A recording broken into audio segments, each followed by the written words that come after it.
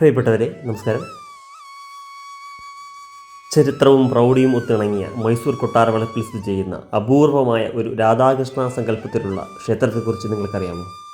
മൈസൂർ രാജവംശത്തിൻ്റെ ഭക്തിയും കലയും വിളിച്ചോതുന്ന പ്രസന്ന കൃഷ്ണസ്വാമി ക്ഷേത്രം.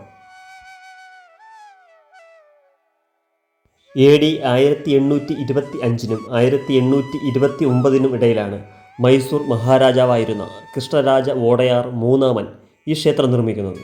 കൊട്ടാരവളപ്പിൽ ഒരു കൃഷ്ണക്ഷേത്രം വേണമെന്ന അദ്ദേഹത്തിൻ്റെ ആഗ്രഹമാണ് ഇതിനു പിന്നിൽ. ഐതിഹ്യമനുസരിച്ച് മല്ലൂരിലെ ഒരു ക്ഷേത്രത്തിൽ വെണ്ണത്തോണ്ടുമായി നിലത്ത് ഇഴയുന്ന ബാലകൃഷ്ണൻ്റെ വിഗ്രഹം കണ്ട മഹാരാജാവ് ആ വിഗ്രഹം കൊട്ടാരത്തിലേക്ക് കൊണ്ടുവരാൻ ആഗ്രഹിച്ചു. എന്നാൽ അത് സാധിക്കാതെ വന്നതോടെ അതേ മാതൃകയിൽ മനോഹരമായ ഒരു വിഗ്രഹം നിർമ്മിച്ച് ഈ ക്ഷേത്രത്തിൽ പ്രതിഷ്ഠിക്കുകയായിരുന്നു. ഈ ക്ഷേത്രത്തിലെ പ്രധാന ആകർഷണം ഇവിടുത്തെ മൂലവിഗ്രഹം തന്നെയാണ്.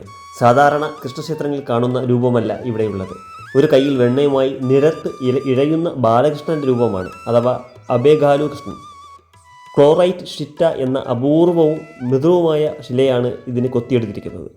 മറ്റൊരു പ്രത്യേകത, ഭഗവാന് അഭിമുഖമായി സാധാരണ കാണാറുള്ള ഗരുഡൻ്റെ പകരം ഇവിടെ ഹനുമാൻ സ്വാമിയുടെ പ്രതിഷ്ഠയാണ് സ്ഥാപിച്ചിരിക്കുന്നത്. ക്ഷേത്രത്തിൻ്റെ നവരംഗ മണ്ഡപത്തിലേക്ക് കടന്നാൽ നമ്മെ വിസ്മയിപ്പിക്കുന്നത് 19-ാം നൂറ്റാണ്ടിൽ വരച്ച പരമ്പരാഗത മൈസൂർ ശൈലിയിലുള്ള ചുവർ ചിത്രങ്ങളാണ്. ശ്രീമദ് ഭാഗവതത്തിലെ കൃഷ്ണലീലകൾ ഈ ചുമരുകളിൽ മനോഹരമായി ആവിഷ്കരിച്ചിരിക്കുന്നു. അതുപോലെ തന്നെയാണ് ക്ഷേത്രത്തിൽ സൂക്ഷിച്ചിരിക്കുന്ന പുരാതന വെങ്കല ശില്പങ്ങൾ.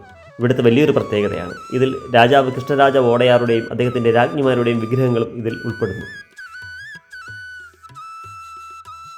പ്രിയപ്പെട്ടവരെ, പുതിയൊരു വീഡിയോയുമായി നമുക്ക് വീണ്ടും കാണാം. എല്ലാവർക്കും നന്ദി, നമസ്കാരം.